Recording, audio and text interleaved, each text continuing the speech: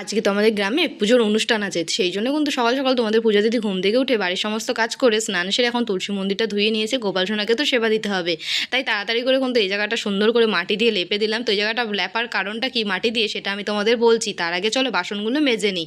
তো সুন্দর করে কিন্তু বাসনগুলো মেজে নিয়ে এসে গোপাল সোনাকে কিন্তু ঘরে আগে আমি সেবা দিয়ে নিয়েছি। তো সকালবেলা গোপাল সোনাকে আজকে সেবাই দিয়েছিলাম হচ্ছে সন্দেশ দিয়ে। তো আমার পুজো দেওয়া কমপ্লিট হয়ে গেছে, তারপরে আমি আর আমার বোন রেডি সেডি হয়ে এখন বাড়ি থেকে বেরিয়েছি বা ঠাকুরের জন্য বাজার করব দেখে, এখনও কিছু বাজার নিতে হবে।